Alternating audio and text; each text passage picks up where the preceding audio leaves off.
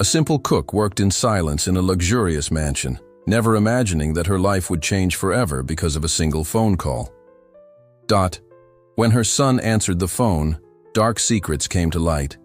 A conspiracy to destroy the millionaire of the house, orchestrated by those he trusted most. From that moment, the cook and her boy ceased to be invisible to become central pieces in a story of betrayal, courage, and redemption. A story that would show that sometimes heroes emerge from the most unlikely places. Get ready, because this story will touch your heart. Subscribe to the channel, leave your like on this video, and comment where you're watching from. Sometimes, the eyes that see everything are those that nobody notices. In the Williams mansion, silence had weight. It was a silence made of polished marble, noble wood, and imported crystals. A silence that cost millions to be built and weighed on the shoulders of those who didn't belong to that world. Between imposing corridors and rooms decorated with expensive artwork, there were people who moved like shadows. Staff trained to exist without being noticed, to serve without interrupting the perfect flow of that privileged life. Sarah knew that silence well. For 12 years, her hands brought the Williams family kitchen to life, creating flavors that fed business conversations and social dinners. To the bosses, she was just a pair of skilled hands, nameless, historyless, voiceless. The gray uniform she wore seemed designed to camouflage her existence among the brushed steel appliances and imported marble countertops. But for David, her 9-year-old son, Sarah was the entire universe. It was in her calloused hands that he saw beauty, in her deep dark circles that he glimpsed sacrifice, and in her tired smile that he found immeasurable love. When Sarah's eyes, always attentive to recipe details, turned to her son, they gained a sparkle that none of the mansion's crystals could imitate. On that winter morning, when the babysitter canceled last minute, Sarah had no choice. David would need to accompany her to work. "Stay quiet, my dear. Don't touch anything. Be invisible," she whispered as they entered through the back of the property. The boy nodded, eyes wide at the magnitude of the place. For him, it was like entering an enchanted castle where each object seemed to tell stories of an inaccessible world. What neither of them knew is that on that cold morning, the mansion's silence held more than secrets of wealth. It held conspiracies, and that David's small hands, which his mother had asked to remain still, were about to dismantle a plot that threatened to destroy the empire the Williams had taken generations to build. Destiny sometimes chooses the most unlikely messengers. And that day, it had chosen a curious boy and an invisible cook. The aroma of fresh bread and freshly brewed coffee filled the kitchen when David spotted the telephone. It was a sophisticated device, different from the old cell phone his mother used. Fixed to the wall, with buttons that glowed softly, it seemed to call to his curious fingers. Sarah was concentrated on preparing the elaborate breakfast that Mr. Williams demanded every morning. Poached eggs with smoked salmon, artisanal toast with French butter, and fresh fruit organized in perfect geometric patterns. "Mom, can I draw a little?" David asked, sitting at the small support table in the corner of the kitchen. "You can, son, but without making noise.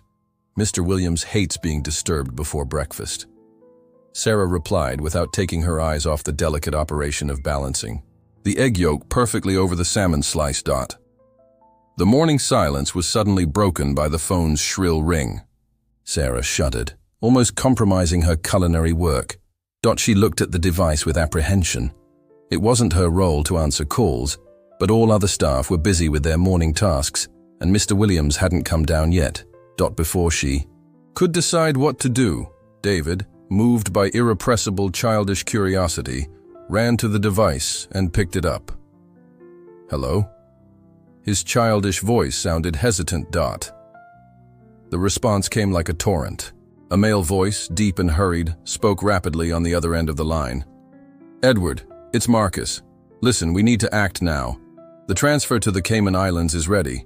The false documents have already been inserted into the company's system. Claire confirmed that the board will vote in favor of dismissal on Friday. We need you to leave the country tonight. before the audit discovers the parallel accounts. The journalists have already been paid to release the scandal early tomorrow. Richard will take over as temporary controller until we liquidate the main assets. The stock drop will be brutal, exactly as we planned. And the best part? Williams has no idea what's coming. David was paralyzed, the phone glued to his ear, his eyes widened seeking his mother. He didn't understand everything, but something in the urgency of that voice, in the strange words like parallel accounts and false documents, made his stomach churn. Something was wrong. Very wrong. "Mom," he called with a trembling voice. Sarah, noticing the panic expression on her son's face, dropped the spatula and ran to him. She took the phone, covering the mouthpiece with her hand. "Who is it, David?" "A man, saying strange things. About Mr. Williams.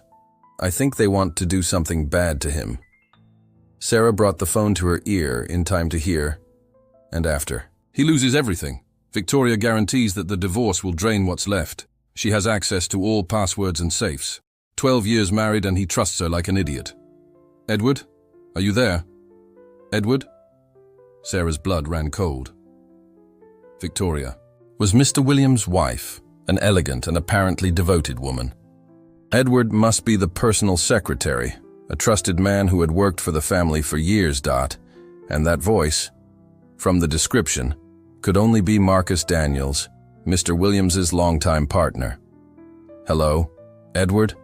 the voice insisted. Sarah hung up the phone with trembling hands. Her first instinct was to protect David, hugging him tightly against her body. "What do we do, Mom?" asked the boy, feeling his mother's accelerated heartbeat against his face. Sarah looked at the clock. In 15 minutes, Mr. Williams would come down for breakfast. 15 minutes to decide whether to interfere in something that wasn't her business, risking her job, or pretend nothing happened. Carrying forever the weight of knowing she could have prevented someone's ruin. "Let's finish his breakfast," she said finally. "And then we'll tell the truth." David nodded, his eyes reflecting a maturity beyond his 9 years. Both knew they were about to cross an invisible line that separated their worlds from the Williams world. A line that, once crossed, would change their lives forever. What Sarah couldn't predict is that this decision would transform not only the Williams's destiny but her own, rewriting a story where invisibility would become power and silence would become truth. Breakfast was served punctually at 8 o'clock. Anthony Williams, at 58, maintained an impeccable routine.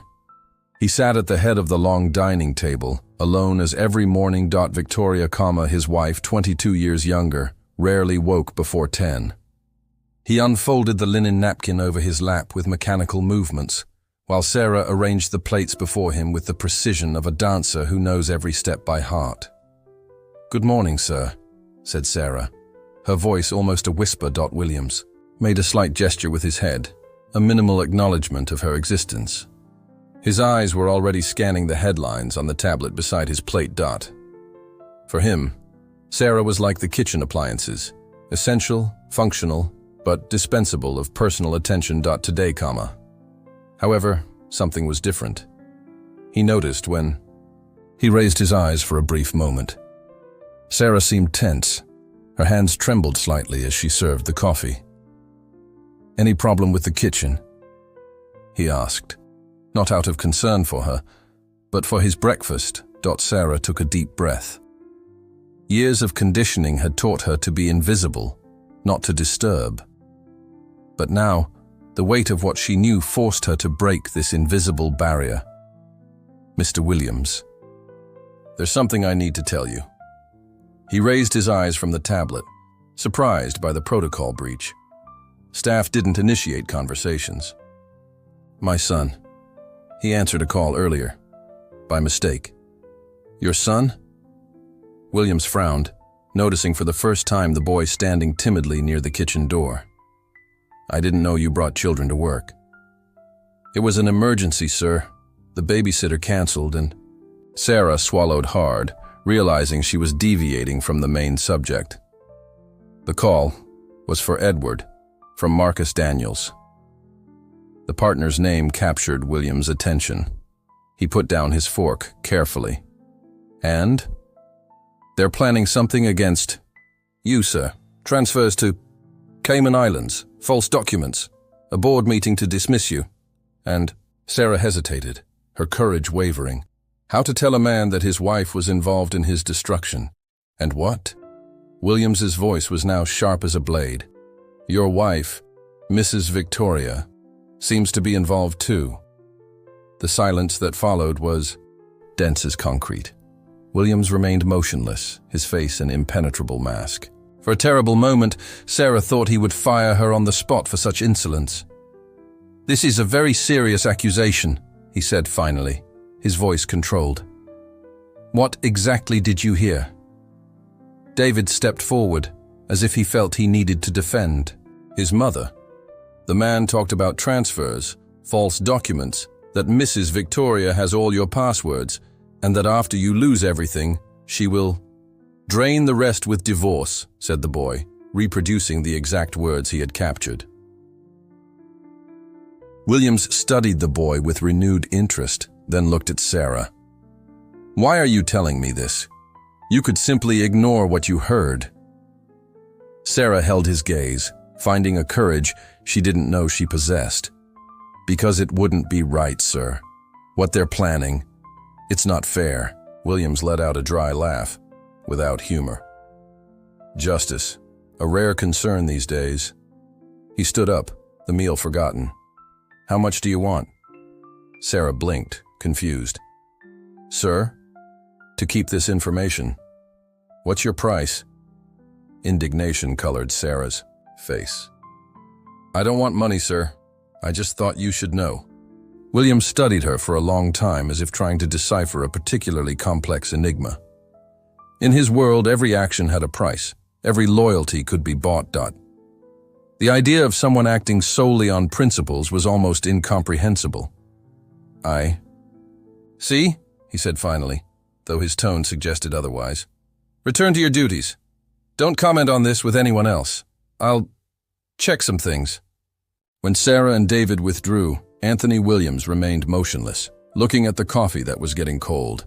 In his mind, gears spun furiously.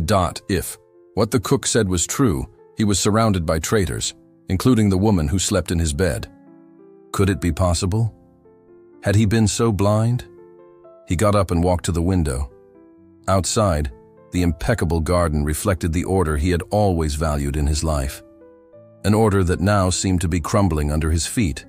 He picked up his personal phone, not the company's, not the house's, and dialed a number he rarely used. Charles, it's me. I need a discreet investigation. Yes, it's urgent. And Charles, don't trust anyone from my team. No one. When he hung up, his eyes captured Sarah's reflection in the kitchen, quietly organizing the breakfast dishes. A woman he had barely noticed in 12 years of service. And beside her, a curious boy who, unknowingly, might have just saved his empire. The irony didn't escape him. In a world of suited sharks and designer-dressed snakes, it were the invisible, ones who proved worthy of trust. The following 3 days at the Williams mansion were like a silent and tense dance. Superficially, everything followed its normal course. Meals served, meetings held, social smiles exchanged. But beneath this, manufactured normalcy, ran an underground current of frenzied investigation and growing paranoia. Sarah noticed the subtle changes. Anthony Williams, previously distant and absorbed in his financial empire, now observed everything and everyone with hawk eyes. His phone conversations became briefer and more cryptic. Important documents no longer left his Italian leather briefcase. And, most notably, his behavior with Victoria alternated between calculated coldness and a false display of affection that didn't reach his eyes. Victoria, in turn, seemed to float through the mansion in a cloud of expensive perfume and rehearsed smiles. To someone who didn't know about the conspiracy, she would just be the trophy wife playing her social role. But to Sarah, who now observed with alert eyes, The whispered phone calls in the garden and frequent meetings with Edward gained a sinister meaning. David, instructed to stay in the service area and away from the boss's eyes, spent the days drawing at the small table in the pantry. But his drawings, previously colorful and full of superheroes, now portrayed shadowy figures in secret conversations, phones and bags full of money. The environment's tension had infiltrated even his childish imagination. On the night of the third day, when Sarah was tidying the kitchen after dinner, Anthony Williams appeared unexpectedly. She almost dropped a crystal tray from the shock. "Sorry, I didn't mean to scare you," he said, in a tone Sarah had never heard, almost human. "Can I help you with something, sir?" she asked, drying her hands on her apron. Williams closed the kitchen door and checked if they were alone. His face, always controlled, showed signs of fatigue and tension. "You were right," he said finally, his voice low. "About everything." Sarah felt a shiver run down her spine. It wasn't a feeling of triumph, but of fear for what would come next. My investigator confirmed every detail. False documents inserted in the company records. Secret accounts opened in tax havens. Stocks being sold discreetly. And an extraordinary board meeting scheduled for tomorrow. He ran his hand over his face, a rare gesture of vulnerability. "And Victoria, she's been meeting with Marcus for months. Not just corporate conspiracy, but..." He didn't complete the sentence, but it wasn't necessary. The betrayal was complete, professional and personal. "I'm sorry, sir," said Sarah, not knowing what else to say. "Don't be. Thanks to you and your son, I discovered in time. I'm taking measures. Tomorrow, they'll be the ones receiving a surprise at the board." His eyes, usually cold, now had an almost feverish gleam. "But I need one last favor from you." "Sir?" "Edward doesn't know I discovered everything. He still thinks I'm in ignorance. Tomorrow, he'll come get some documents from my office before the meeting. Documents I'll purposely leave for him to take." "False documents?" Sarah ventured, surprising herself with her own boldness. A thin smile curved William's lips. "Precisely. But I need to know exactly who he communicates with after taking them. I need you and your son to be attentive to any calls he makes from the mansion." Sarah swallowed hard. One thing was reporting something they heard by chance. Another, very different, was deliberately spying. "Sir, I don't know if..." $50,000, interrupted Williams. "Deposited in an account for your son, for his education. The kind of education you could never give with your salary." Sarah's heart raced. $50,000 was what she earned in almost 2 years of work. It represented the possibility of taking David out of the problematic public school, giving him a different future. Seeing her hesitation, Williams continued, "I'm not asking you to do anything illegal, Sarah. Just be attentive and inform me. These people are trying to destroy me. They're using my house under your nose to architect my downfall." Sarah thought of David, of his recent drawings full of shadowy figures. Somehow, her innocent son had already been dragged into this story. The damage was already done.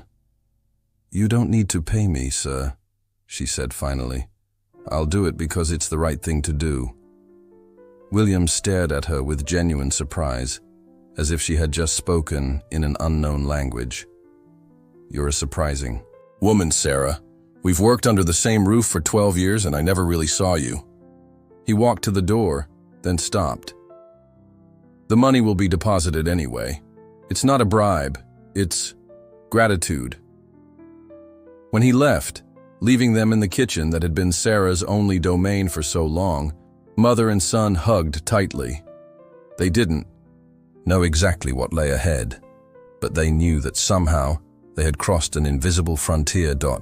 From shadows in the mansion's corners, they had become central pieces in a story that would reverberate for a long time. "Did we do the right thing?" "Didn't we, Mom?" asked David, his small voice against her chest. Sarah stroked his hair, looking through the kitchen window at the world outside that suddenly seemed wider, more accessible. "Yes, my love. We did the right thing. And for the first time in years, she really believed it. Outside, heavy clouds began to dissipate, allowing some sun rays to filter through. A change in weather, a harbinger of different days that were to come. The following weeks unfolded in a whirlwind of events.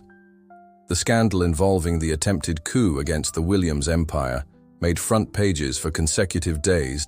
Images of Victoria, the sophisticated trophy wife, being escorted by police at the airport, with her high heels and expensive jewelry contrasting cruelly with the handcuffs, became a symbol of a spectacular fall. Beside her, Marcus Daniels, the decades-long partner, tried to hide his face from cameras, his usual arrogance replaced by palpable shame. Edward, the secretary, was the first to break. In exchange for a reduced sentence, he provided meticulous details of the plan, falsifying documents, diverting funds, manipulating the board, causing artificial stock drops. And finally, buying the company for a fraction of its real value. Everything, orchestrated over 18 months of secret meetings, coded emails, and offshore accounts. For the public, it was just another drama among the super-rich, a corporate and conjugal betrayal soap opera that provided fleeting entertainment. Few knew the crucial role a cook and her son had played in preventing the collapse of a company that employed thousands. At the Williams mansion. Meanwhile, the changes were silent but profound. On a rainy September afternoon, Anthony Williams summoned Sarah for a meeting in his office. Not in the kitchen, not in the staff quarters, but in his personal sanctuary. Where previously only executives and lawyers were allowed. Sarah entered hesitantly, still wearing the gray uniform, but with her hair loose from the clips that normally held it in a severe bun. David was at school, a new private school where he had started the previous week. To the astonishment of staff who didn't understand the boss's sudden generosity. "Please sit down," said Anthony, indicating not the simple chair in front of his desk, but the comfortable armchair beside the fireplace. "A seat for equals, not subordinates." Sarah obeyed, her restless hands smoothing the rough fabric of the uniform over her knees. "I imagine you followed the news," he began. "Yes, sir. It's hard to avoid." "Anthony," Sarah nodded, uncomfortable with the sudden intimacy. "Anthony," she repeated, the words strange in her mouth. "All three will face justice. Edward has already confessed everything, pleading for clemency. Marcus remains arrogant, but the evidence is irrefutable." He paused.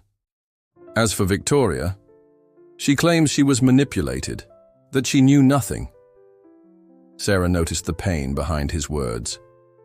12 years of marriage, destroyed not only by betrayal, but by the revelation that perhaps there had never been true love, only interest.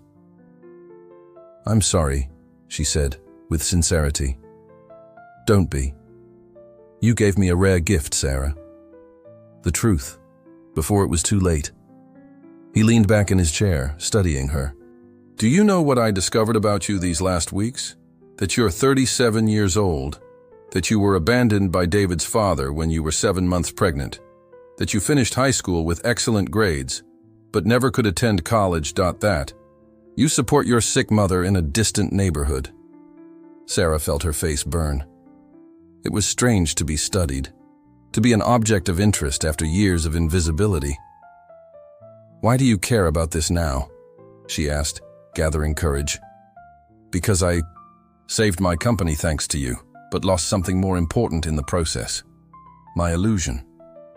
Victoria betrayed me because I never really knew her, never cared to know who she was beyond the surface." His eyes, normally hard, were reflective. "I realized I did the same with every person around me, including you, who was in my house for 12 years. There was silence, while both absorbed the weight of that truth. "What do you want from me, Anthony?" Sarah asked finally, tired of evasions.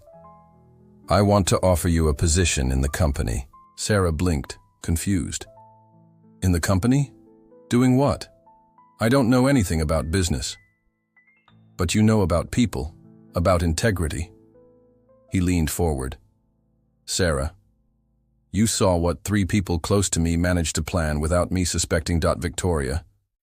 Marcus, Edward, I trusted them blindly. Meanwhile, I completely ignored those who truly demonstrated loyalty. Are you offering me a job out of gratitude? Or guilt? Anthony smiled, appreciating her frankness. Out of necessity. I need someone who can see what I don't see, hear what I don't hear. Someone who understands the people who are usually invisible, but who sustain the entire building. A spy, a corporate ethics consultant. Someone who can evaluate not just what we do, but how it affects people, employees, customers, communities. He sighed. This scandal made me realize I built an empire, but lost sight of why. Money became the end, not the means. Sarah looked out the window at the extensive gardens of the property. Her world had been so small, the kitchen, the staff room, the bus to the distant suburb where her mother lived. Anthony, S proposal, opened an entirely new horizon, frightening in its vastness. What if I'm not capable? I don't have training, experience. You will. I'll provide tutors, courses, whatever is necessary. He stared at her. Sarah, you and David saved not only my company, but probably my life.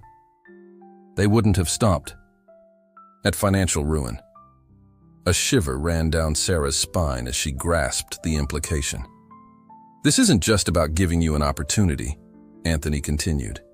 It's about giving me an opportunity to do things differently. Sarah took a deep breath, feeling the weight of the decision. Accepting would mean leaving behind the world she knew, however limited it was. It would mean exposing herself, becoming visible, with all the vulnerabilities that entailed.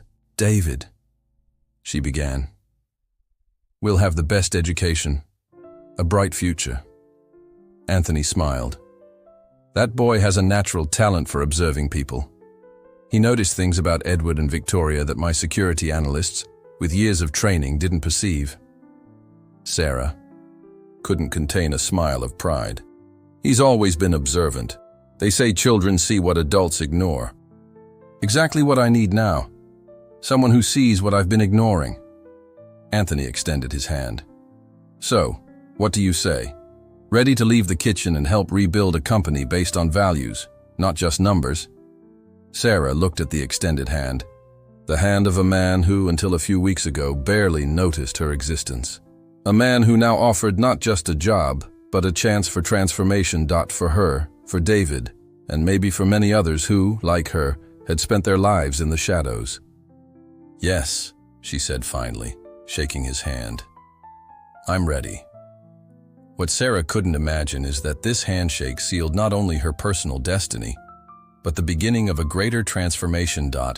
That her journey from the kitchen to the boardroom would become a symbol of change in a corporate culture that for decades had valued only numbers, not people. And that little David, the boy who answered a phone call by chance, would grow up observing this transformation, absorbing its deepest lessons about power, invisibility. And the courage to speak the truth, even when nobody expects to. Hear it from you. 6 months, said Anthony, looking through the panoramic window of his office on the 30th floor. 6 months since everything changed. Sarah, sitting in the leather armchair that once belonged to Marcus Daniels, nodded.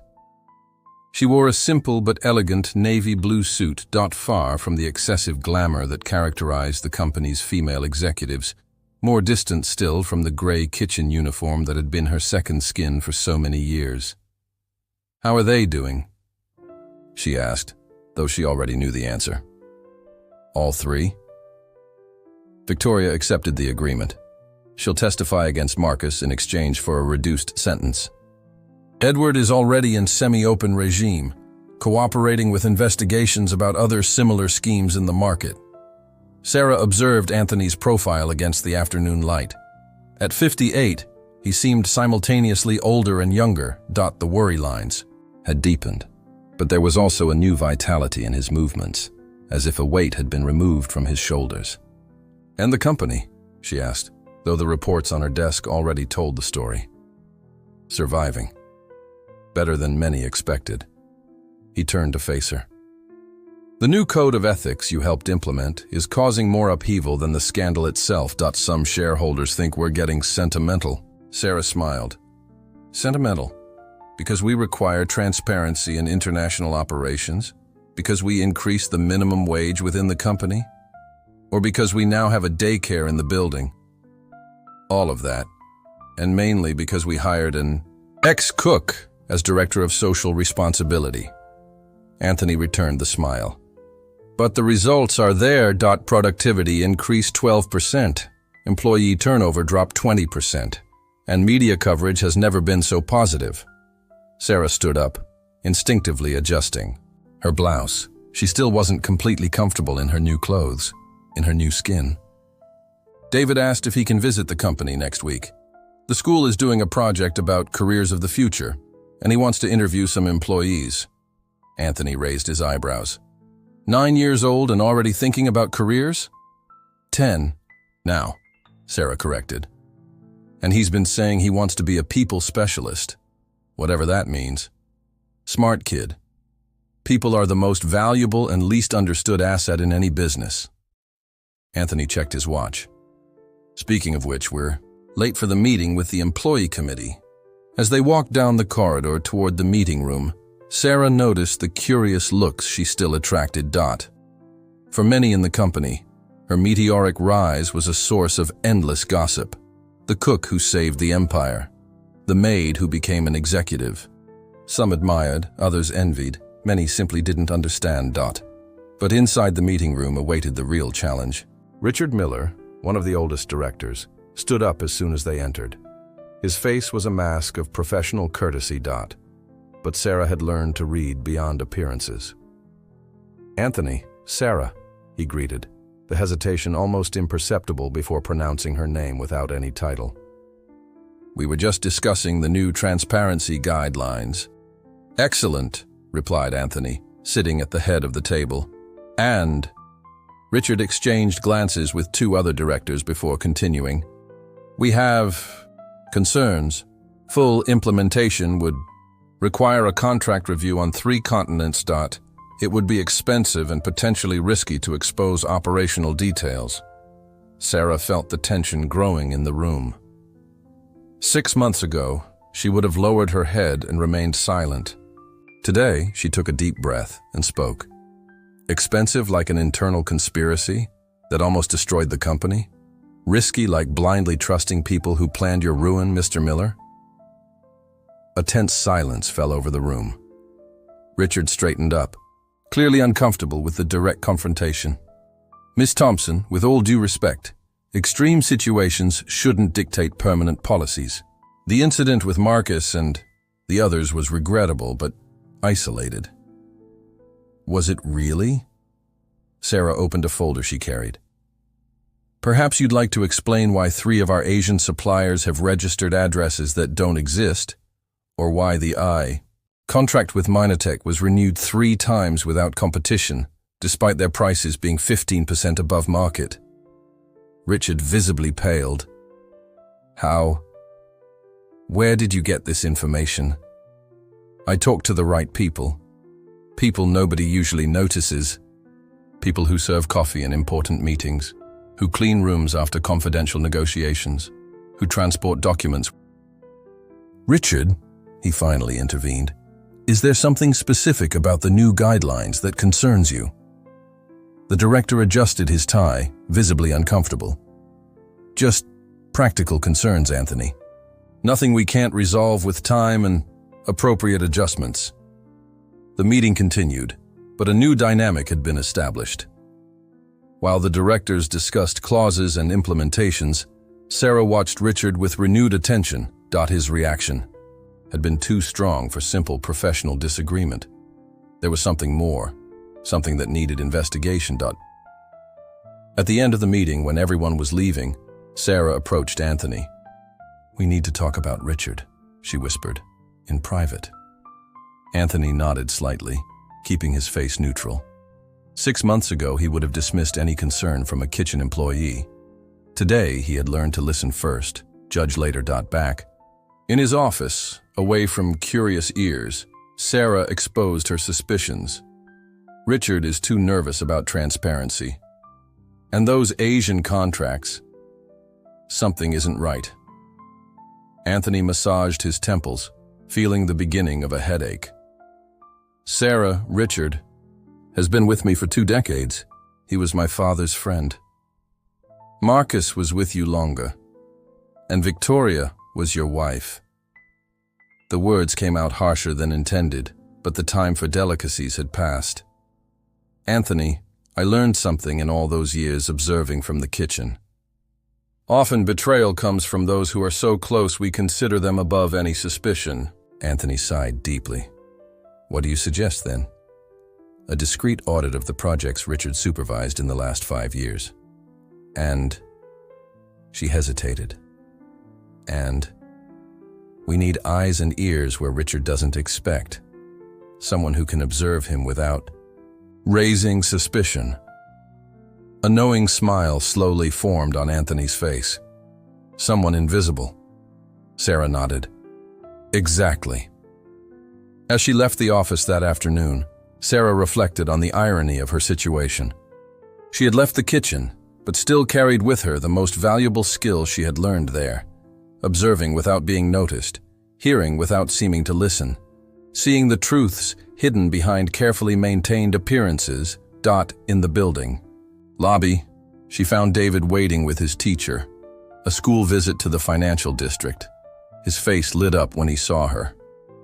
Mom, look. He pointed to the newly installed mural in the lobby. We're there. Sarah approached and saw the new corporate display, pillars of the new Williams. Among photos of highlighted employees, there was an image of her and David at the year-end party, both smiling at the camera. Below comma. A simple caption, Sarah Thompson and David Thompson, reminding us that integrity and courage come from where we least expect. A receptionist passed by, greeting her respectfully. Good afternoon, Miss Thompson. Sarah returned the greeting, still not completely accustomed to being recognized, to being seen. She hugged David, feeling in him the same amazement, the same sense of belonging to a world they once only observed from afar. Mom, he whispered. The teacher asked if I can tell the story to the class, about the phone call and everything. Sarah smiled, stroking his hair. Of course you can. It's an important story. Why? Sarah looked again at the mural, at the diverse faces of employees who were now seen, valued. Because it shows that sometimes heroes don't wear capes. Sometimes they wear aprons, or uniforms, or simple badges.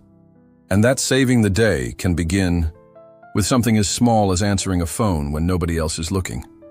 As they left the building, Sarah didn't notice Richard Miller watching them from the lobby cafeteria, his calculating gaze following mother and son until they disappeared through the revolving door. In his hand, a phone pressed to his ear, and, on his lips, urgent words being whispered. The battle for the soul of Williams Corp was far from over. The document spread over the table told a story of silent and meticulous betrayal. Sarah studied the man before her. Where she once saw arrogance and unbridled ambition, she now perceived humility and genuine purpose. Why Williams Corp, Edward? There must be companies where your past wouldn't be a complicating factor. Edward took a deep breath, carefully choosing his words. Precisely because of my past. I know this company inside out, both its vulnerable points and its extraordinary potential. I saw what greed and lack of ethics can destroy, and I also witnessed, even from afar, the transformation you and Anthony implemented. He paused, gathering courage. Besides, I feel I have a debt, not just legal, which I've already paid, but moral. I actively participated in something that could have destroyed thousands of jobs and lives. I quote like to have the chance to actively participate in building something better. Sarah remained silent for a few moments, processing his words. Finally, she asked, "What would you say to employees who remember you and the scandal?" How would you earn their trust? I wouldn't try to gain trust immediately, Edward replied with surprising frankness. I know trust is something built with time and consistency. I would start by openly acknowledging my past mistakes without excuses or justifications. Then, I would work daily to demonstrate, through concrete actions, that I learned and changed. A slight smile touched Sarah's lips. That sounds very much like the approach we implemented throughout the company. I learned from you, even from a distance, Edward admitted. I read every interview, every article about Williams's transformation. And something you said a few years ago stayed with me. True change happens when we allow people to demonstrate who they really are, not just what they did in the past. Sarah remembered that interview. She had been questioned about the company's policy of hiring people with criminal backgrounds for trusted positions after proven rehabilitation. I still believe that, she said simply, and that's why you're here today. The interview continued for another hour, with technical questions about social project management, resource fundraising, and impact metrics. To Sarah's satisfaction, Edward demonstrated genuine competence, deep knowledge, and most importantly, a vision aligned with the company's new values. At the end, she extended her hand. Welcome back to Williams Corp, Edward. This time I hope we build something together, instead of destroying. The man's eyes shone with contained emotion. I won't waste this opportunity, Sarah. I promise. When he left, Sarah remained in her office, reflecting on the complete circles life sometimes traced. Victoria rebuilding her life through a foundation for incarcerated women. Edward returning to the company he almost destroyed, now to help expand its positive impact. And herself, from kitchen to presidency, a path nobody could have predicted. Her desk phone rang, interrupting her thoughts. It was her assistant. President Thompson, just reminding you that in 20 minutes we have the video conference with the international team. And later, your mother called, asking to confirm if you'll come for Sunday dinner. Sarah smiled. No matter how many corporate responsibilities she accumulated, Sundays were still sacred. Family lunches, with her mother preparing traditional dishes, and David sharing his latest discoveries and theories. Confirm to my mother that I'll be there, punctually. And tell her I'll bring that dessert she loves. When ending the call, Sarah looked at the picture on the opposite wall, a framed photograph of the old gray uniform she had worn for 12 years in the Williams Mansion kitchen. When she assumed the presidency, many suggested she remove that embarrassing reminder of her past. She not only refused, but made a point of positioning it where all visitors could see. It was more than a decorative piece. It was a constant reminder, for her and for everyone who entered that room, that value and dignity weren't tied to titles or hierarchical positions. That the most important people in an organization were often those nobody noticed. And that profound transformations could begin in the most unlikely places, through the simplest actions. Taking her purse to leave, Sarah stopped for a moment in front of the picture. 8 years had passed since that cold morning in the mansion's kitchen. 8 years since a curious boy answered a phone call and triggered a silent revolution that continued expanding in ever-widening circles. Thank you, she murmured to the framed uniform, a gratitude not just to her past, but to all the invisible people who, at that exact moment, sustained entire empires with their rarely recognized work. Leaving the office, she greeted by name the cleaning crew starting their night shift. They were the new eyes and ears of the company after business hours. An integral part of the network of the invisibles that now extended through all hierarchical levels. How is your daughter, Mrs. Martinez? Did her asthma improve? She asked the lady operating the floor polisher in the corridor. The woman's face lit up with a surprised and grateful smile. Yes, Madam President. That specialist doctor you recommended made all the difference. And the scholarship she got for the technical course is changing her life. Sarah nodded, satisfied. This was the true legacy she was building, not just record profits or corporate governance awards, but transformed lives, restored dignity, unlocked futures. Excellent. Mrs. Martinez. And if you need anything, you know where to find me. In the parking garage, while getting into her car, a mid-size hybrid model, not the limousine expected for someone in her position, Sarah called David. "Hi, Mom," he answered promptly. "Already heading home?" "Yes, son. And I was thinking, how about we eat out today? To celebrate your acceptance in the summer program." "That would be great. Can we go to that simple restaurant near home? The one where you worked as a waitress before going to Williams?" "Mansion?" Sarah smiled, moved by the suggestion. David never forgot their roots, never felt ashamed of the path they had traveled. Perfect.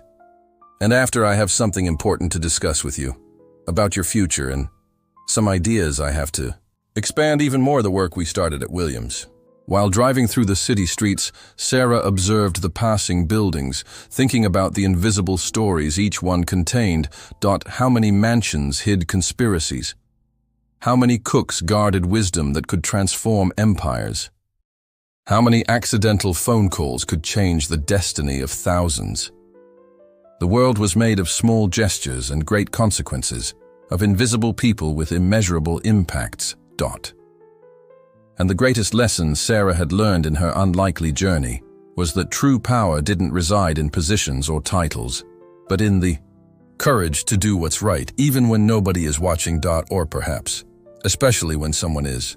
"And it was only because a child answered the phone that all this still exists," she whispered to herself, repeating the phrase that had become a mantra at Williams Corp. A constant reminder that sometimes the most unlikely messengers bring the most important messages. And that heroes rarely wear capes. Sometimes they just wear gray uniforms and attentive eyes that see what others ignore. David Williams Thompson remained a few moments in silence after concluding his inauguration speech. At 25, he officially became the youngest executive director of the newly created Global Institute of Ethical Governance, a joint initiative of Williams Corp.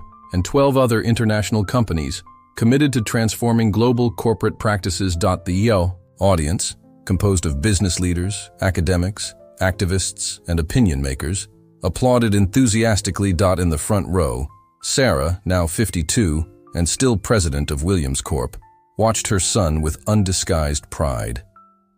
Beside her, Anthony Williams, at 73, nodded approvingly. "He has your determination and vision," commented the old businessman, leaning towards Sarah. "But he also possesses something unique. He grew up witnessing a complete transformation, seeing both the before and after." Sarah smiled, agreeing, and he never forgot how it all began. Indeed, David had concluded his speech with the story that had become almost legendary in business circles. The accidental phone call a 9-year-old boy had answered, triggering a series of events that not only saved a company, but inspired a global movement for more human and ethical corporate practices. Stories like this remind us that transformation rarely begins with great manifestos or dramatic restructurings, David had said in his closing words. Often, it begins with a small act of courage, with someone who simply does what's right, even when it would be easier to remain silent. After the ceremony, while guests headed to the cocktail party, David found his mother and Anthony in a private moment. "So, what did you think?" he asked, a rare vulnerability showing through his usual confidence. Sarah hugged him tightly. "Perfect, honest, inspiring, and most importantly, practical. I especially liked the part about implementing protection systems for whistleblowers." "The globalized network of the invisibles," Anthony commented with a smile. "Your mother would be proud." Sarah felt a tightness in her chest thinking of her own mother, who had passed away 2 years earlier. The lady had lived long enough to see her daughter transform from cook to president, and her grandson graduate with honors from one of the country's best universities. She had departed in peace, surrounded by family, in a sunny room very different from the damp apartment where she had raised Sarah alone. "She is," Sarah replied softly. "Wherever she is." David looked around the hall, at the faces of powerful people who now treated him as an equal. CEOs, ministers, influencers. Then comma. His gaze stopped on the service staff discreetly circulating with trays of canapes and champagne glasses. "Excusing me for a moment," he said. Stepping away, Sarah and Anthony watched, intrigued, as David approached a young waitress serving drinks in the hall's farthest corner. He spoke with her briefly, making her smile. Then, to the surprise of nearby guests, he invited her to accompany him to the center of the hall. With a gesture, he asked for everyone's attention. "Ladies and gentlemen, before we proceed with the celebrations, I'd like to introduce someone special. This is Louise, one of those responsible for tonight's impeccable service. She's also an administration student, attending her 3rd year while working 2 jobs to support herself and help her family." The young woman, visibly disconcerted by the sudden attention, blushed intensely. David continued, "Louise just told me a brilliant idea to improve feedback systems between operational staff and strategic management. Something we were precisely discussing in our last planning meeting." He turned to the waitress. "Louise, I'd like to invite you to our next development meeting. I believe your perspective would be extremely valuable to the Institute." The young woman's eyes widened. "Me, but I'm just a perceptive observer who understands organizational dynamics from an angle many executives have never experienced," David completed with a warm smile. "Exactly the kind of voice we need." While guests applauded, some genuinely impressed, others clearly uncomfortable. With the hierarchy break, Sarah felt tears in her eyes. In that simple gesture, David had perfectly honored the legacy she and so many others had built over the years. The recognition that value and insight can come from any level, that the least heard voices often have the most valuable perspectives. Later, when the 3, Sarah, Anthony, and David, shared a quiet moment in the office adjacent to the hall, Anthony raised his glass in a toast. "To the future," he said simply. David smiled, adding, "And to the past that brought us here," Sarah completed, her voice loaded with emotion. "And to all the invisibles who sustain the world, even when nobody is looking." As they toasted, Sarah couldn't help but reflect on life's perfect circularity. 15 years ago, she was an invisible cook in an imposing mansion. Teaching her small son to navigate an unjust world with dignity and integrity. Today, that same son launched a global initiative to transform the very power structures that had once kept them on the margins. And all because, on a cold morning, a curious boy answered a phone call he shouldn't have. If stories like this touched you, David concluded in his final speech for the night, share them. The world is full of voices waiting to be heard, of invisible people with the power to transform entire systems. Sometimes, all we need to do is answer when the phone rings, and have the courage to speak the truth, even when nobody expects to hear it from us. Outside, the city shone under the night sky.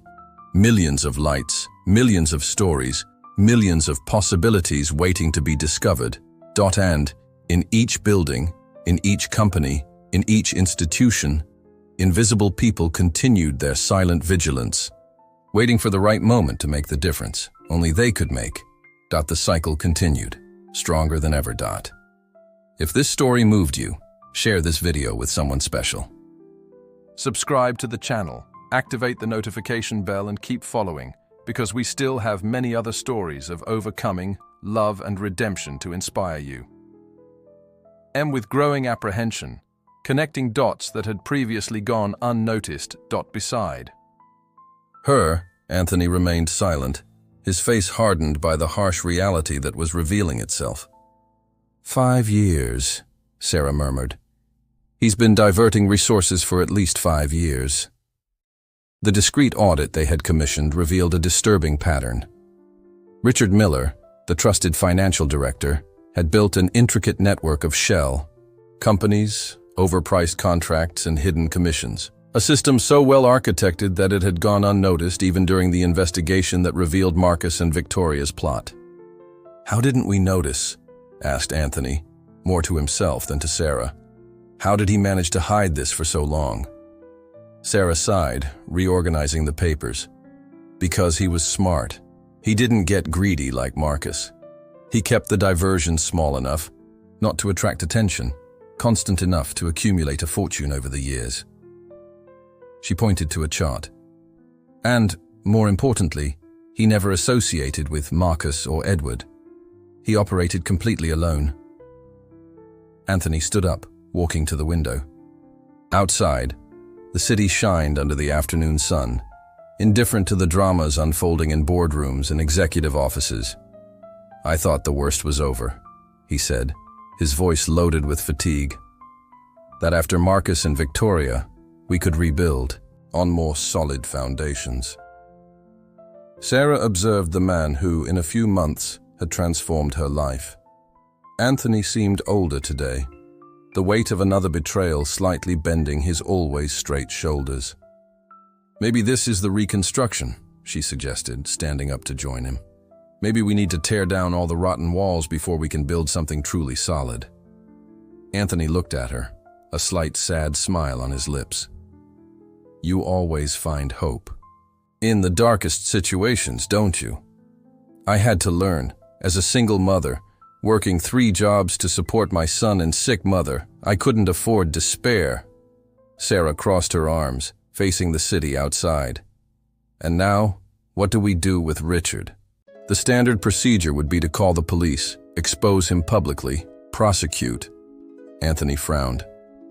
But another scandal so close to the first, shareholders would panic. We could lose control of the company. Sarah nodded, understanding the dilemma. "And Richard knows this. That's why he's so confident. He bet that you wouldn't risk another public scandal." A contemplative silence settled between them, while both pondered the implications. It was Sarah who finally broke it. "What if we don't make it public?" "Not yet." Anthony arched an eyebrow. "What do you have in mind?" "Richard believes he's safe because he knows the game rules. He expects us to follow the corporate manual." Sarah smiled, a smile that didn't reach her eyes. "But I don't come from the corporate world, Anthony. I come from a place where you learn to be creative to survive." In the days that followed, a carefully orchestrated plan began to unfold. Sarah mobilized an invisible network within the company, receptionists, security guards, janitors, administrative assistants. People Richard barely noticed, but who noticed everything about him. Carmen, the coffee server who served at board meetings, reported conversations captured while executives spoke as if she didn't exist.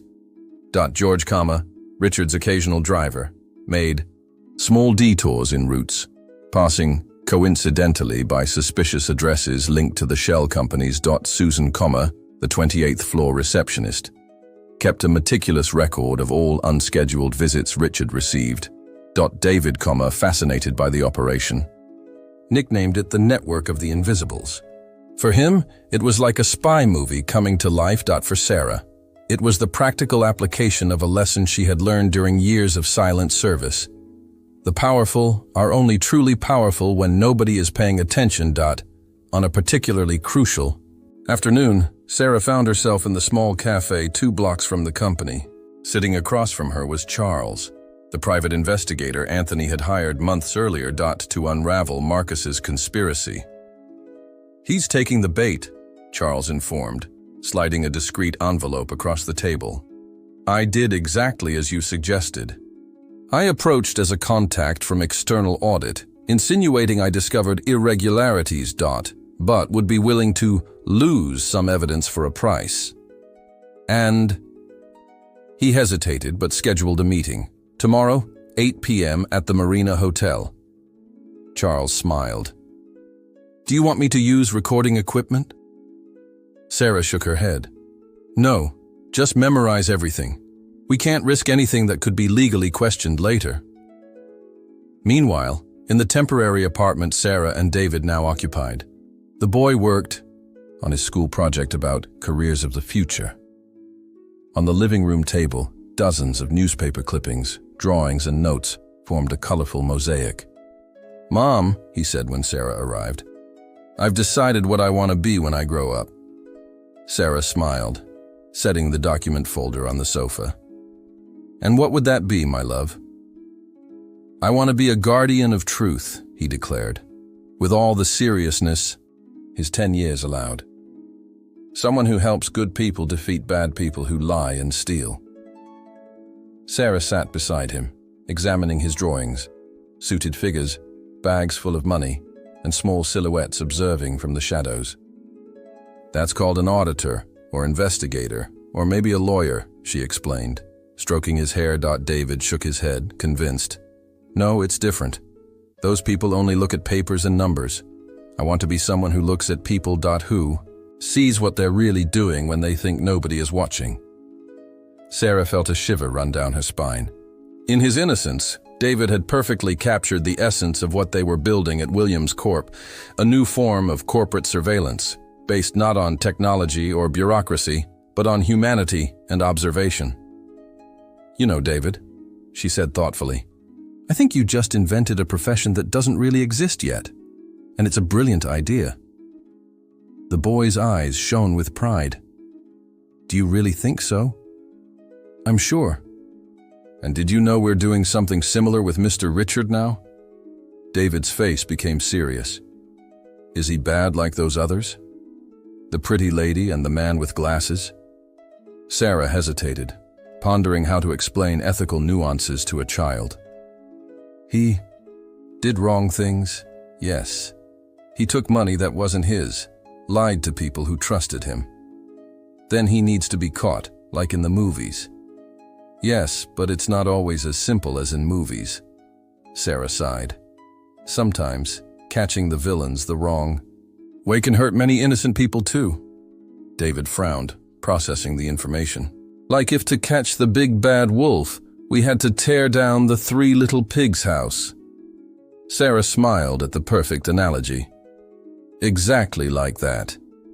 That's why we're being very careful." The next night, the plan entered its decisive phase. In the elegant restaurant of the Marina Hotel, Richard Miller waited nervously, checking his watch every few minutes. When Charles finally appeared, relief and tension visibly mixed on his face. "Did you bring what you promised?" Richard asked, without preambles. Charles nodded, sitting down. "Depends. Did you bring what we agreed?" Richard discreetly slid an envelope under the table. 50,000, in small, untraceable bills, as requested. Charles quickly checked the contents. "Looks correct. Now, about the audit documents." What Richard didn't know is that at the next table, discreetly positioned, were Anthony and Sarah, using simple but effective disguises. He with a false beard and different glasses, she with a blonde wig and makeup. That significantly altered her features. And more importantly, 3 tables ahead, a federal prosecutor and 2 financial police agents followed everything, recording every word, every movement, every implicit confession. When Richard finally left the restaurant, satisfied for having resolved another problem with money, he didn't notice the figures moving silently to intercept him in the parking lot. He didn't notice that his world was about to crumble, not in a public spectacle, but in a silent and calculated collapse. The next morning, Williams Corp operated normally.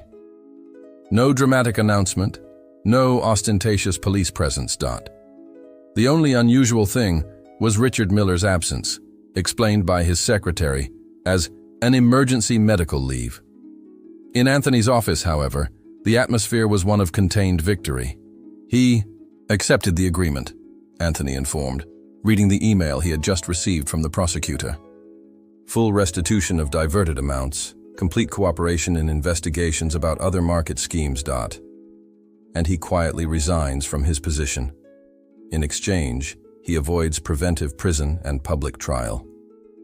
Sarah nodded, satisfied. "And the company?" "Stays protected. We'll present it to shareholders as a planned reorganization, an early retirement. Meanwhile, we implement the new transparency protocols without his resistance." Sarah looked out the window, at the city that stretched infinitely. You know what's saddest? Richard probably isn't the last Dot. In an organization of this size, with so many resources, there will always be someone trying to exploit the system. Anthony joined her by the window, his reflection overlapping the skyscraper horizon. You're right, but now we're prepared. We have eyes and ears where we didn't before. The network of the invisibles, Sarah murmured, smiling at the term David had invented.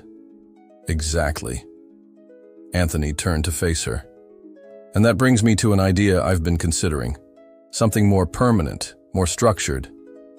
Sarah raised an eyebrow, intrigued. I'm listening.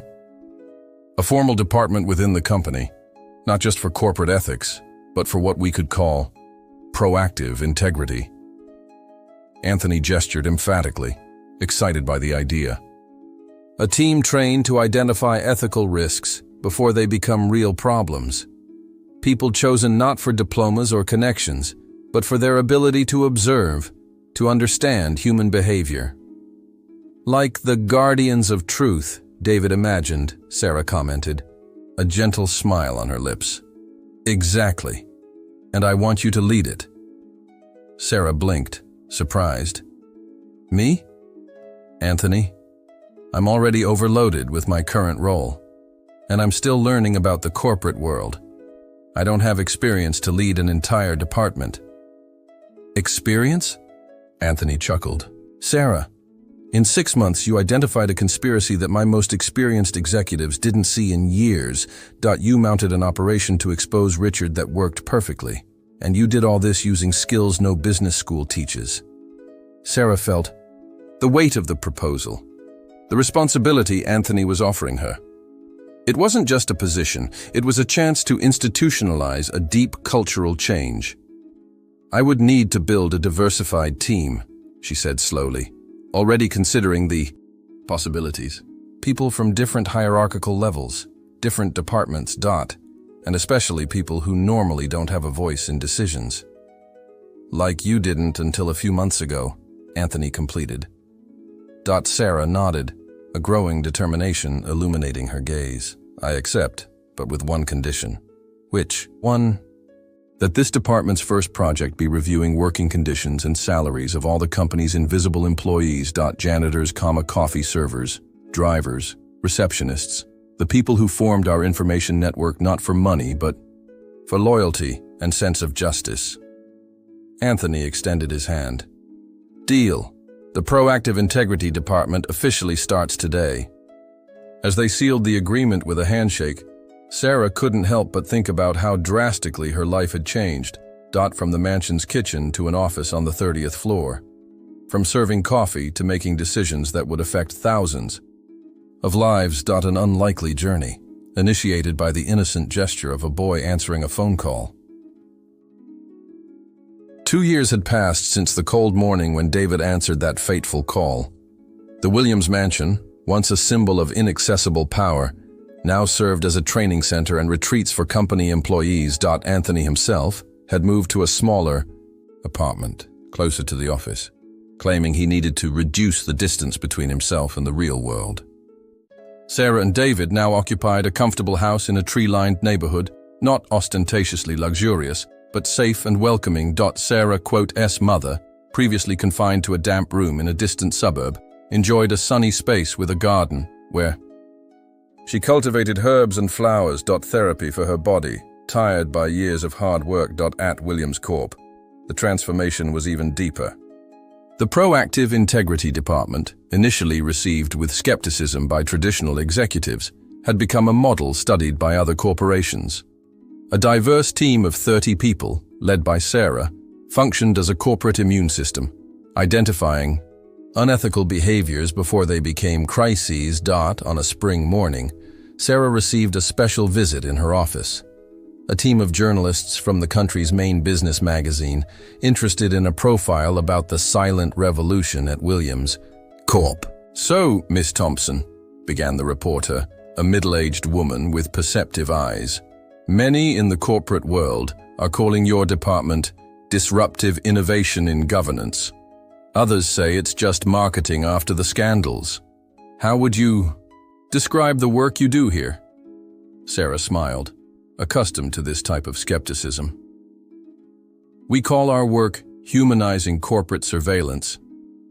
Instead of depending only on algorithms, audits, and reports, we observe people, behaviors, relationship, patterns. And does this work better than traditional methods? It works differently, Sarah explained. Algorithms detect data anomalies. Auditors find document discrepancies. But people detect subtle behavior changes, corridor conversations, unlikely alliances, non-verbalized emotions. The reporter made quick notes. Your background is uncommon for an executive. How does this influence your approach? Sarah reflected for a moment. I spent 12 years being invisible, serving coffee in meetings where people planned mergers, layoffs, restructurings. Nobody noticed my presence, so they spoke freely. I learned that a person's true character rarely reveals itself in formal presentations or annual reports. It reveals itself when they think nobody important is watching. And this invisibility is something you deliberately cultivate in this department. Not invisibility, but the humility to recognize that valuable insights can come from any hierarchical level. Our team includes everyone from former executives to people who started as office boys and receptionists. The reporter seemed genuinely intrigued. And concrete results? Besides the Richard Miller case, which is already known. Sarah opened a folder on her computer. In the last 2 years, we identified and stopped 17 internal fraud attempts, avoiding estimated losses of $140 million. More importantly, we implemented structural changes that made the company more resistant to unethical behaviors.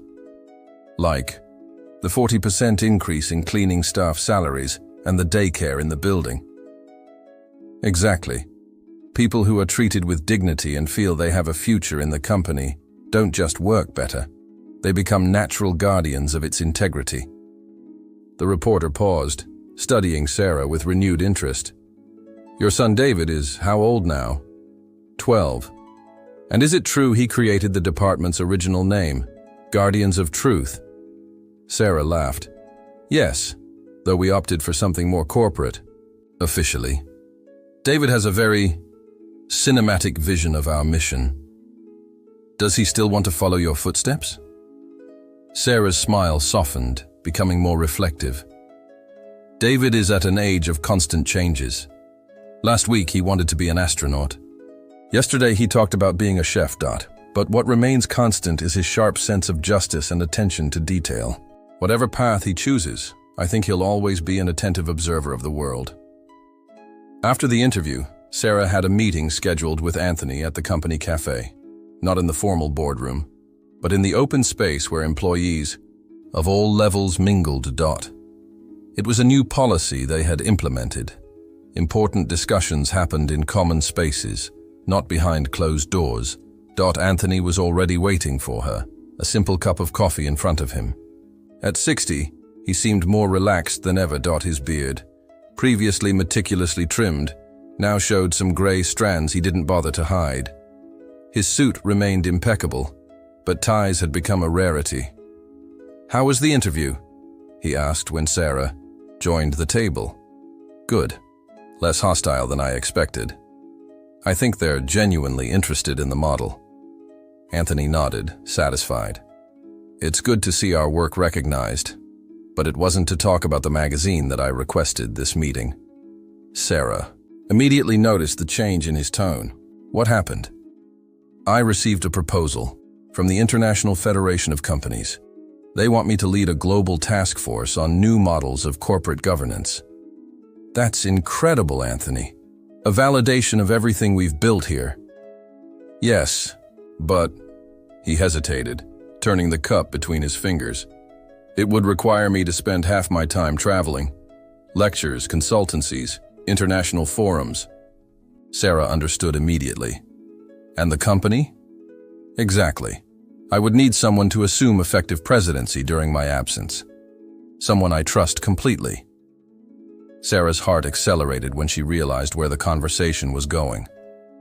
Anthony, If you're thinking of me, I need to remind you that there are dozens of more qualified executives with decades of experience in repeating the same mistakes, he interrupted gently.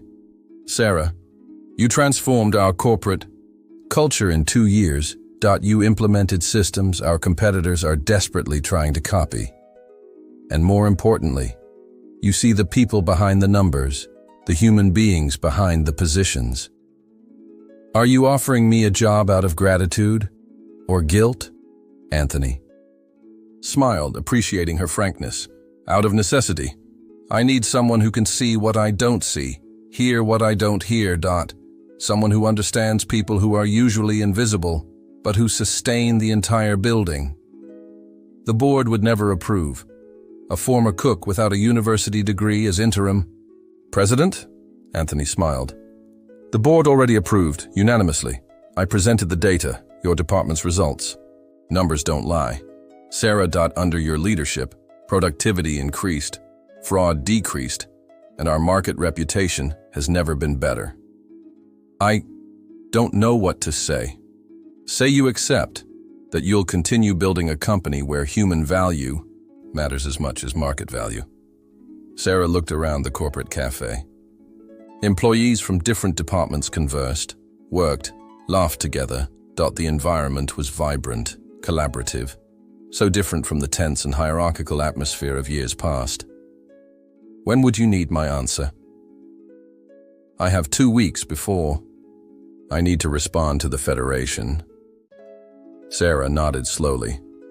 I need to think. Talk to David and my mother. It's a decision that affects all of us. Of course, take the time you need. Anthony stood up, preparing to leave. But know that regardless of your decision, what we built here has already changed this company's direction forever. And it all started with a curious boy and an unexpected phone call. That night, while driving home, Sarah reflected on the unlikely journey life had traced for her. From the kitchen to the president's office. From invisible to corporate example. From survivor to leader. When she arrived home, she found David on the porch, absorbed in his new telescope, a gift from Anthony on his last birthday. Looking at the stars, she asked, sitting beside him. Trying to. There's too much city light. He adjusted the focus, concentrated. How was your day? Sarah smiled, thinking about how to summarize everything that had happened. Let's say I was offered a big opportunity and a big responsibility. David turned his gaze from the telescope, studying his mother's face with that sharp perception that had always characterized him. You're scared. It wasn't a question, but a precise observation. Sarah nodded. A little. It's a very big step. Bigger than leaving the kitchen for an office? Sarah laughed. Touché. But yes, in certain aspects. I would lead the entire company while Anthony travels the world. David absorbed the information, his young face unexpectedly serious. You know what I think? What? That people who are afraid of power are usually the best ones to have it. He shrugged, as if he had said something obvious. At least that's what happens in the books and movies I like. Sarah hugged her son, marveled at the wisdom that sometimes emerged from his innocence. When did you become so wise? Probably when I answered that phone, he replied with a mischievous smile. Or maybe it's just because I have the best mother in the world as an example. As the sky darkened completely and the first stars became visible despite the light pollution, Sarah felt a growing certainty within herself. She would accept the challenge. Not out of personal ambition, but for the opportunity to continue the transformation they had initiated. A business empire that had begun with distorted values, based only on profit and power, was slowly being rebuilt on foundations of integrity, respect, and humanity. And somehow, the catalyst for this change had been a curious boy who, on a cold morning, answered a phone call he shouldn't have. Destiny, Sarah reflected, sometimes chooses the most unlikely messengers for its most important lessons.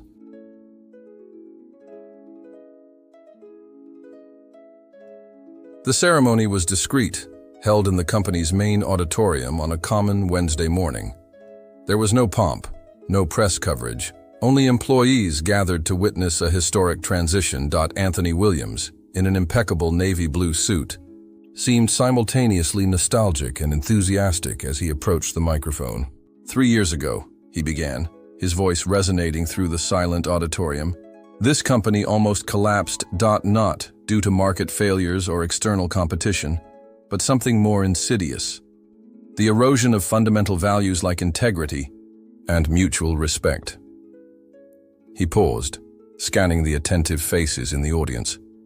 Veteran executives, administrative staff, maintenance team, all gathered in the same space.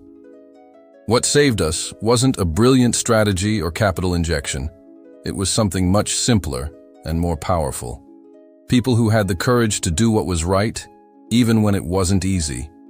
His eyes found Sarah sitting in the first row, with David beside her wearing a bow tie he had insisted on putting on for the special occasion. Today, as I assume my new role as Global Ambassador of Williams Corp., I have the immense pride of officially announcing Sarah Thompson as Chief Executive Officer during my international mission. A unanimous decision by the board based not on diplomas or connections, but on proven results and a human vision of leadership that transformed our corporate culture. A murmur of approval ran through the auditorium, followed by applause that grew in intensity. Sarah noticed with emotion that the most enthusiastic applause came from the area where general service employees sat, many of whom had been her colleagues not long ago. When climbing to the stage to symbolically receive command of the company, Sarah felt a whirlwind of emotions. The path from the mansion's kitchen to this moment seemed simultaneously impossible and inevitable. Every difficulty, every battle, every small victory had been a step in this journey she could never have imagined. "Thank you," she said to the microphone, her voice firm despite the emotion. "I accept this responsibility with humility and determination. To continue building a company where financial success and human well-being walk side by side, where transparency isn't just a buzzword, but a daily practice." Her eyes found David in the audience, his young face glowing with pride. Beside him, her elderly mother, who never imagined seeing her daughter in such a position, discreetly wiped a tear.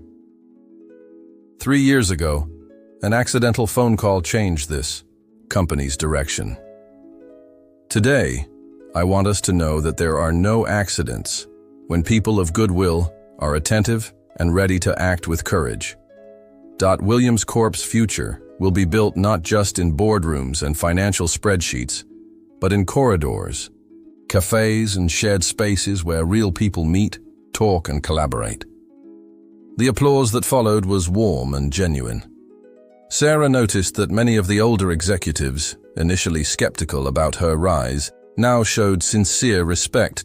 Not for her unlikely story of overcoming, but for the concrete results her approach had brought. After the ceremony, while employees returned to their posts, Sarah found herself briefly alone with Anthony in her, now hers, office. "Are you ready?" he asked, adjusting the document briefcase he would take on his first international trip as corporate ambassador. Sarah looked through the wide window at the city that stretched to the horizon, the same city where she had arrived 20 years earlier, a desperate single mother seeking any job that could feed her son. "I am," she replied with a conviction that surprised them both. "Not because I feel completely prepared, but because I understand what's at stake. It, quote, "S not just a company, it's lives, futures, dignity." Anthony nodded, satisfied. "Do you know what my biggest mistake as CEO was during all these years?" "What?" "Believing that business was just about numbers, strategies, and power. It took me almost 6 decades to realize that it's fundamentally about people." He placed a hand on her shoulder. "Don't make the same mistake." "I won't," promised Sarah. "Numbers will always have their place, but people will come first." When Anthony left, Sarah remained for a moment alone in the spacious office. Her eyes surveyed the luxurious details, designer furniture, artwork on walls, state-of-the-art technology system. Everything impressive. Everything designed to inspire respect and even intimidation. Her first act as president was to call the facilities team. "I need some changes here," she explained to the surprised manager. "The desk needs to be repositioned to not create a barrier between me and whoever enters. Those intimidating armchairs replaced with something more comfortable and welcoming. And..." She hesitated, then smiled. "And I want a direct door connecting this office to the employee cafe common area." The manager blinked, confused. A door to the employee cafe? Exactly. Leadership shouldn't be isolated in an ivory tower. It should be accessible, present, connected to the company's daily reality. As she dictated the changes, Sarah reflected on their symbolism. They weren't just aesthetic alterations, but principle declarations. A new form of leadership was taking shape, inspired not by administration manuals, but by the lived experience of someone who knew both backstage invisibility and spotlight power. That night, arriving home, Sarah found a small surprise celebration organized by David and her mother. A homemade cake decorated with the words, "Congratulations, President," in colored icing, waited on the living room table. "You're crazy," Sarah laughed, moved by the gesture's simplicity and sincerity. "Grandma made the cake," David explained proudly. "I did the decoration. It came out crooked, but it was made with love." Sarah's mother, now wearing new glasses she could afford thanks to the health plan her daughter provided, hugged her tightly. "If your father could see you now," the lady whispered in her ear. Sarah swallowed the lump in her throat. Her father, a worker who died in a workplace accident when she was only 15, could never imagine his daughter would one day lead one of the country's largest companies. "He would be proud of you too, Mom," Sarah replied, "for never giving up, for teaching me the importance of dignity, even in the humblest jobs." While they cut the cake and talked animatedly about the future, Sarah felt a deep sense of completeness. Her life had been transformed in ways she could never predict, but the essential values that sustained her remained the same. Honest work, courage to do right, and the conviction that every person, regardless of position, deserved to be seen and respected. In his room. Before sleeping, David made notes in a special notebook, a diary he had started keeping since the phone call day, as he called it. He wrote not just about events, but about lessons he extracted from them, observations about human behavior, power and ethics. On a new page, he wrote in his still childish handwriting, "Today Mom became president of the company." Everyone applauded, even the expensive suit men who used to not look at her. "I think people respect those who do the right thing, even if it takes a while. Someday when I grow up, I want to create a place where nobody is invisible, where everyone has a voice. Like Mom is doing." He closed the notebook and looked out the window at the starry sky. Somewhere out there, the world continued spinning, full of injustices and opportunities, shadows and lights. But here, in this small corner of it, something had changed for the better. And it all started with a simple gesture: answering a phone. When nobody else was looking. 5 years had passed since Sarah assumed the presidency of Williams Corp. What had begun as a temporary position became permanent when Anthony, after 2 years traveling the world as a corporate ambassador, decided to officially retire, maintaining himself only as honorary board president. Under Sarah's leadership, the company not only prospered financially, but became a model of ethical governance, celebrated internationally. The Williams method, as it became known, was studied in business schools and implemented by corporations seeking to balance profit and social responsibility. On an autumn morning, Sarah walked through the company corridors, greeting employees by name. Unlike many CEOs who isolated themselves, on their executive floors, she made a point of maintaining regular contact with all hierarchical levels, a practice she had institutionalized as connection walks. Passing by reception, she noticed a familiar face, older, thinner, but unmistakable. "Victoria," said Sarah, her voice neutral. Anthony, ex-wife, now with visible wrinkles around her eyes and gray hair she didn't bother dyeing, seemed momentarily disconcerted. Sarah, or should I say, President Thompson. Sarah is fine. What brings you here? Victoria took a deep breath, clearly uncomfortable. I came to bring this personally. She extended an envelope. It's an invitation to my foundation's inauguration.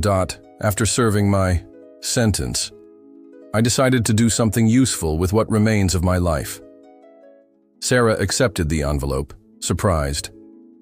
After the scandal, Victoria had served 2 years of housey arrest and 3 more of community service. The divorce process had been quick and discreet, with Anthony opting for generosity instead of revenge, a decision Sarah had supported at the time. What kind of foundation? Asked Sarah, genuinely curious. Reintegration of women after incarceration. An ironic smile passed Victoria's lips. Let's say I found my calling the hardest way possible.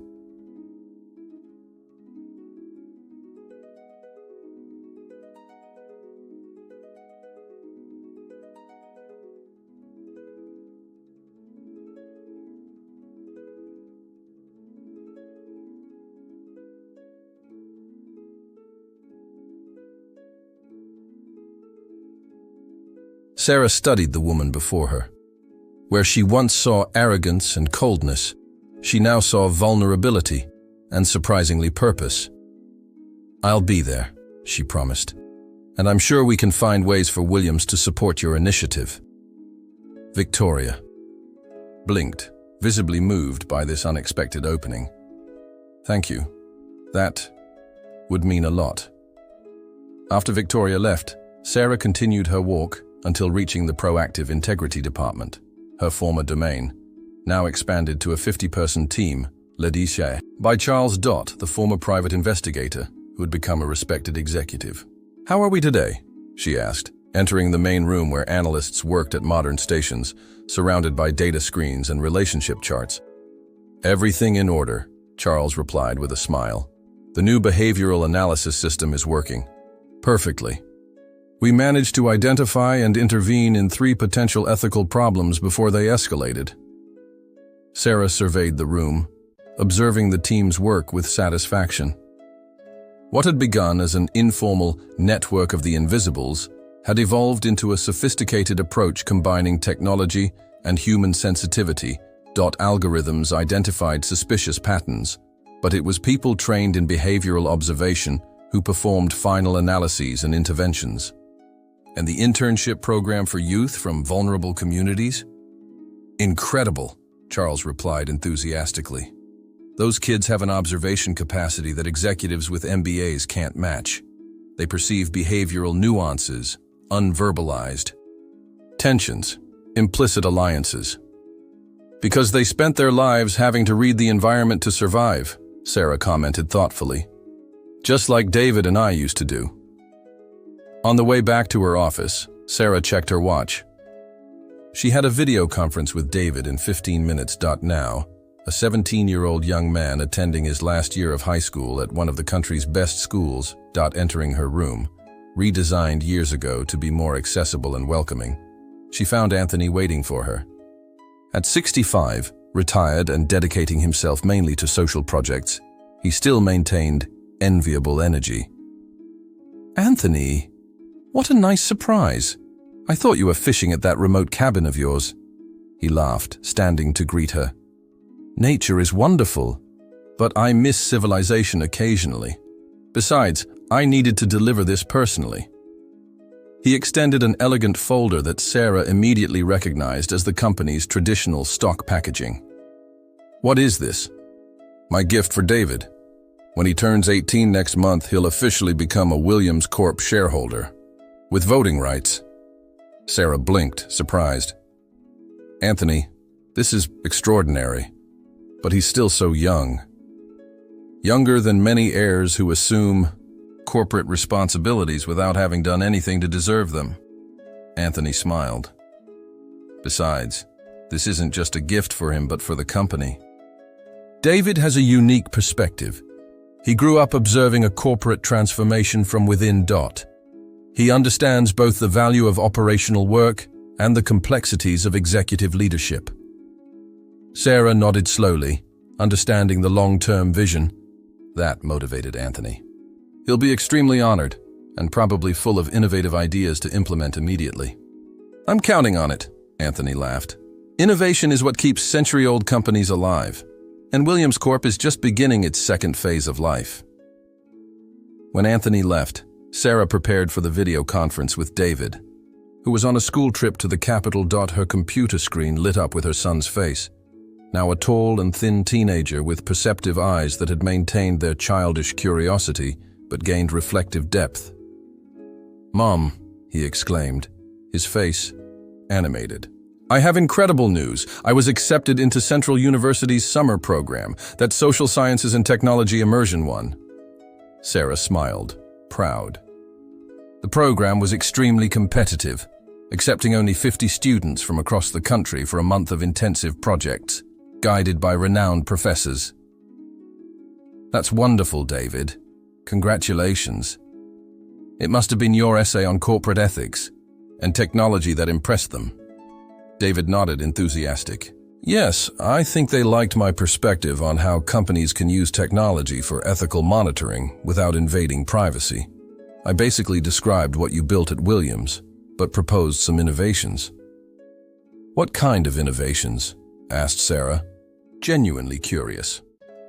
"A system that analyzes not just what people do, but how organizational structures incentivize certain behaviors. Instead of just identifying bad apples, identifying the contaminated soils that produce these apples." His eyes shone with theoretical enthusiasm.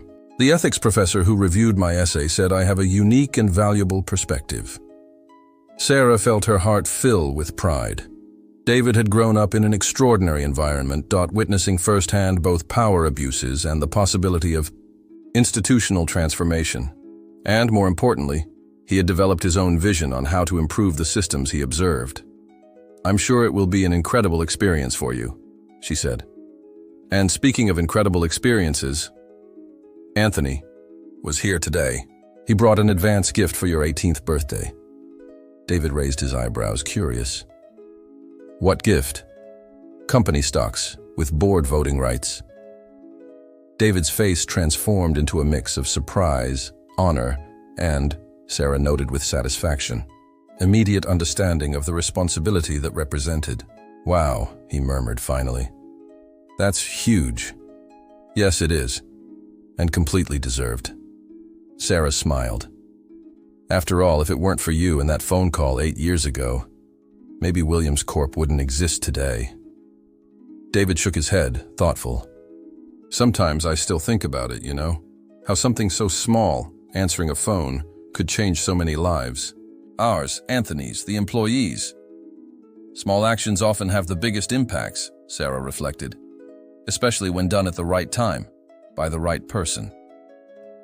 After the video conference, Sarah had one last important task before ending the day.